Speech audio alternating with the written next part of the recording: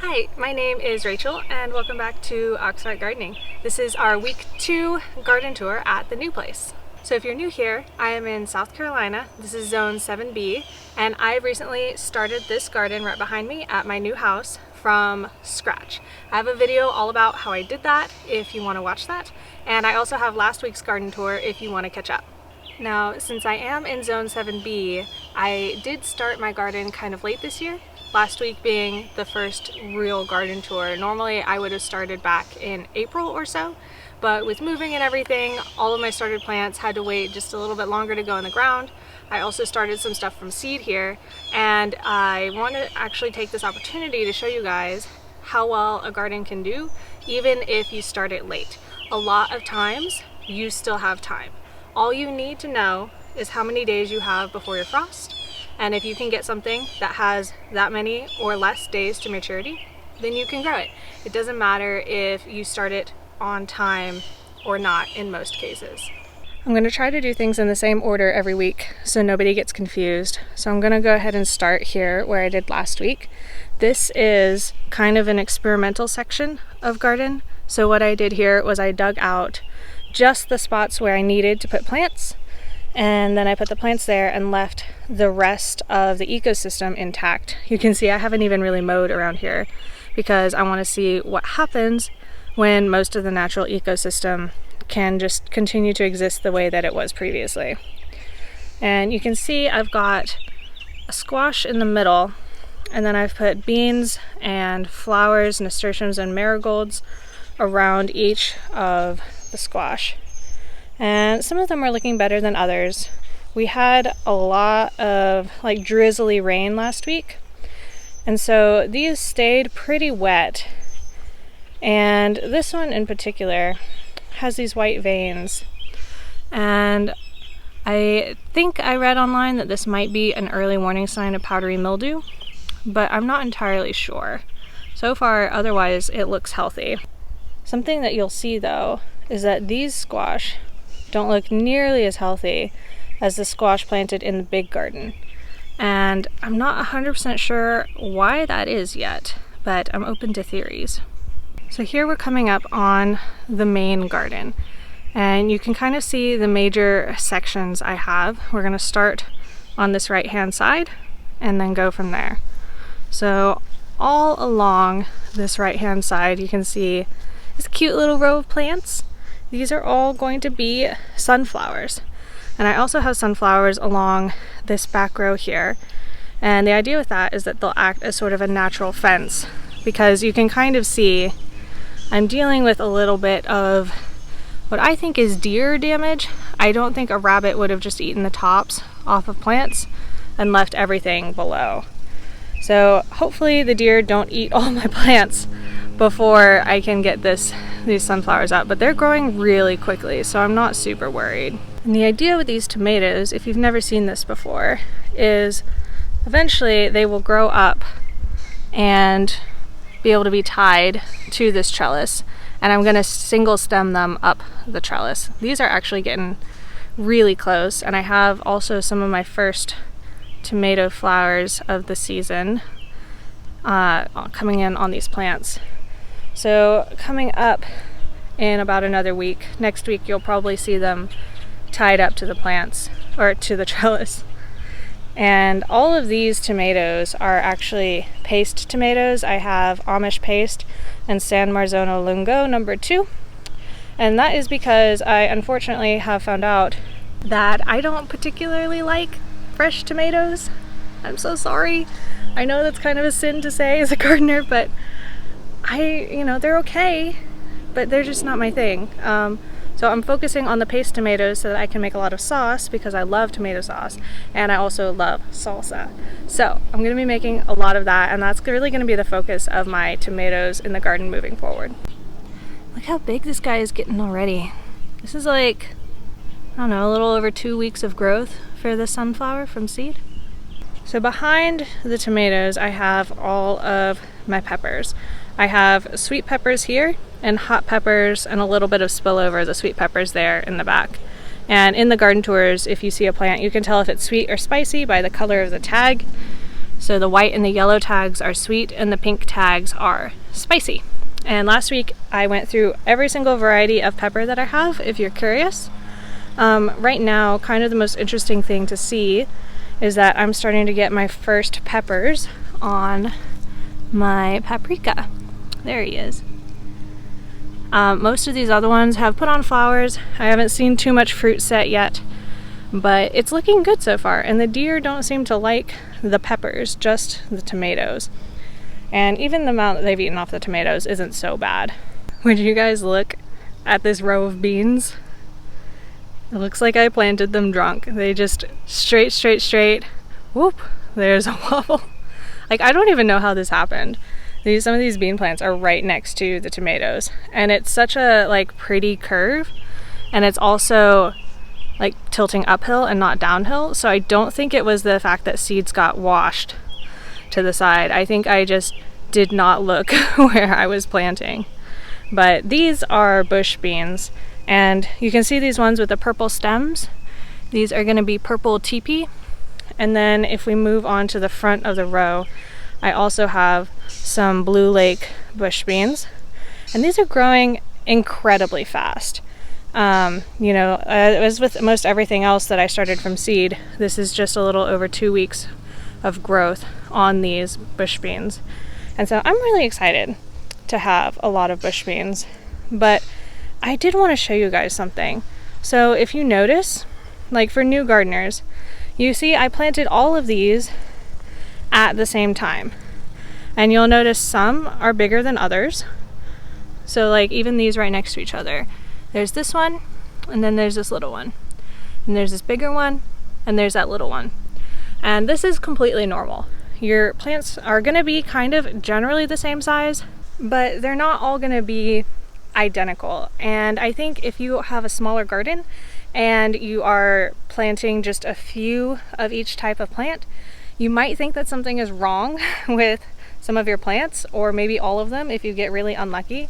And I just kind of want to like give this example of some of them are going to look good and some of them are not going to look as good, and I think that's completely normal. And don't worry about it. Don't think that you're a bad gardener because of it.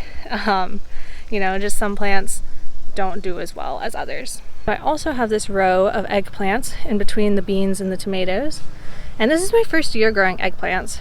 So all I can say is so far the plants are growing. They look healthy to me, and especially this one is getting kind of massive compared to the others. There is a little bit of damage on the leaves. If anybody like recognizes this immediately, please feel free to chime in the comments. There's these little guys. They don't really look like they are the type of insect that would eat leaves. I've seen a lot of eggplants on other people's gardens that have this like little tiny holes kind of pest, but I can't remember what it is. But other than that, they look fine. And so far the damage doesn't look like it's so excessive that it's going to kill them. But if I need to be worried, y'all please let me know. And so I have these two arched trellises here. And on the first arched trellis are noodle beans. These are going to be Chinese red noodle beans. I grew them last year. And again, you can see a lot of variation in each of these plants. And also you can see that I may have been a bit ambitious in how closely together I planted them, but I kind of want to just let them go and see for sure. If you're new to my channel, you will see I like to experiment with things on camera for you guys. I don't always know what I'm doing, but I always hope that you guys can learn something from it. And so I think we're going to let these grow just as is and kind of just see what happens. But if you've never seen noodle beans before, they get to be like a foot or more long, and they're going to hang down from this trellis, and they're just going to make this beautiful, beautiful arch, and I cannot wait. Similarly, in this second trellis, I have cucumbers, and they're going to vine up the sides, and then the fruit will hang down, and hopefully it will be absolutely gorgeous. I have 4 different types of cucumber here, so they're kind of matched on the sides. So at the back the 2 are the same, the middle 2 are the same, and so on and so forth. And again, here we go. Here's a little baby one. Doesn't look nearly as good as the others, but you know, that's just how things go sometimes with gardening. These overall look really great, and I'm looking forward to seeing them grow up on the trellis. I have even more tomatoes back here past the trellises. These are the ones that didn't fit on my first trellis. And you can see the deer like these ones a fair bit more. And, you know, interestingly, so you can see here, all except this was eaten off. And the plant has started out a new main stem from down here. If you didn't know this about tomatoes, specifically indeterminate ones, every time you get what we call a sucker, it can become a brand new main stem. And in this case, that's what I want, because the rest of this has been chomped. But that's a big reason why I think my tomatoes will overall be okay. And these are also the extras, so I'm not nearly as concerned about them. I've been thinking about trellising options for these, since they are not yet on a trellis. And I'm thinking I can put a T-post at each end of each row, and then probably Florida weave them, just to see how that works out. I've seen Scott Head does the string drop down from the center of a pole going over the top of them, and I'm not sure my T-posts are going to be tall enough for that. They're going to grow up past the T-posts and whatever post I put on top of them really quickly. And it also is like a lot more investment in terms of supplies. So I don't know, maybe I'll just be lazy about it and see if Florida weaving works. And next year I will plan better with my trellises. So in this area back here, I had planted a sweet potato slip. It had just grown on one of my sweet potatoes, and I rooted it in some water, and then when I put it in the garden it promptly turned yellow and then brown, and you can't even find it anymore because it's so dead. But in its place I planted some corn. I don't know what exact variety it is. I got it in a seed swap, but the kernels were really pretty colors, and I think I planted enough in a block to get good pollination. This is my first time growing corn, so again, I don't really know what I'm doing. Hopefully it sprouts, but basically what I know about corn is that you have to plant it all in kind of a block, because the wind needs to pollinate everything together. So you can see this row of squash here looks way better than the squash over in the other section, and it's much bigger, even though it's at least a week younger, I believe. So all of these are just looking amazing. In this section I alternated zucchini with winter squash, because I'm expecting the zucchini to finish producing a lot sooner, so I can pull out every other plant and make sure that those winter squash have a lot of room to sprawl and develop. Look at this. Look at how big these, even just the first leaves, not even the true leaves, but the first leaves, just spread out so much bigger than those other ones. And I don't have a good explanation for that. These ones are in the shadiest section of the garden. And they did get different compost, but they did both get a type of mushroom compost. So I really don't know. So I have this last strip of garden that goes right in front of the steps and down to the sidewalk over there. And the idea with that is mostly to get like really pretty clover growing and put some paving stones maybe in and some flowers, and just have a cute little path from my stairs down to the sidewalk. Eventually I'm gonna get myself a chair to put right here so that I can sit and look out at my garden every day. If you are new here, you might not know that the house that I've planted this garden in front of, beside of, is not the house where I live right now. I live next door, and it's because this house is currently being remodeled and I'm staying next door temporarily so that I can get the garden started here, because this is where I want to be long term, and the landlord has been really great about that. But eventually in the mornings I want to be able to come down my stairs with my coffee and sit here in the shade and look out at my garden and just be happy with the plants. Also, here and there around the garden, I do have flowers seeded. There's marigolds and zinnias, and of course there's the sunflowers. And I think I put in some nasturtiums this week too. We'll see if those come up. I'm not really willing to water super frequently to get stuff to sprout right now, mostly because watering enough to keep it damp enough to help things sprout is actually a lot more water than you would think. And to be completely honest with you, I don't remember where I put all the seeds. So I would end up having to deep water my whole garden, which is super unnecessary at this point because of the layer of mulch. Like if I go a couple inches under the mulch, it's still very damp from the whole week of rain that we had, even though the surface is dry and dusty.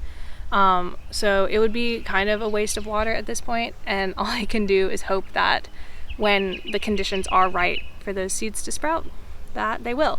I've noticed some of my sunflowers are still coming up, still germinating, even after 2 weeks after their brothers and sisters have sprouted. And so, you know, seeds will grow when the time is right, most of the time. And so I'm hoping the next time we have a couple of days of rain that the seeds that I've thrown around will just germinate. And that's kind of a laissez-faire way of gardening. I have all this space to just kind of work with and not be as exact and having to like stuff everything into every little corner perfectly. So it's a good opportunity to really experiment with that and see what it really takes to get things to germinate if you actually have to be working as hard as some people make it look. So if we come over to the house where I'm actually living at the moment, I have my container garden here. In these four right here, I have potatoes. Not all of them have come up, but you can see this one is just now starting. There's also this one who's trying to come up. So they'll be up pretty soon. And up here I have quarantined basil. I noticed that it had this fuzzy black stuff on it, and to me it looks like a fungus, but it could be eggs for something that just haven't hatched yet. So I'm not entirely sure. If anybody recognizes that, please let me know so I know if my basil is safe to eat or not. But so far it doesn't seem to be affecting the overall health of the plants at all, you know, which makes me not that worried about it. In the main container area over here, I have lots of basil and peppers and some onions that I should probably just go ahead and pull at this point. I have a few of my herbs, dill, stevia, and all of these, most of these peppers back here, I think all of them, if I'm correct, are hot peppers. And so these are starting to put on flowers. I haven't seen, oh wait, no, look, there is a little baby fruit there. And not all of these are labeled. They were originally, but some of the labels dropped down into the soil and I cannot dig down to find them. This is my favorite though. This one is a fish pepper. It's got that beautiful variegation. And I think, yeah, it's starting to put on some little fruits as well. So maybe next week we will actually have some pepper fruits to look at. They'll be far from harvestable. I think we're looking at least a few weeks until peppers are harvestable from this. Oh, look, and my ginger came up, finally. You all will see this in another video because I did a video on planting ginger and I thought I was about to have to reshoot it because I didn't think that my ginger was actually going to come up, but there it is, several weeks late. And yeah, everything is looking about the same over in this area. This Tabasco pepper that I grew over the winter is looking pretty great. The Edgevarsky pepper I grew over the winter is still looking very sad. However, it is trying to put on fruit and I'm going to let it and see if I actually even get anything off of this plant. So the last thing is a quick update on my single seed challenge. This is a jigsaw pepper and it is about the most beautifully variegated plant I have ever seen. Some of these have purple variegation in addition to the white, and I'm just blown away. Plus, the little fruits are so tiny and cute, and they're gonna ripen to red, and it's gonna be gorgeous. Alrighty guys, that's it for the garden tour this week. I hope you enjoyed seeing the growth of the garden and catching me back here next Wednesday for our week 3 garden tour. I'll see you then, but until next time, I wish you all happy gardening.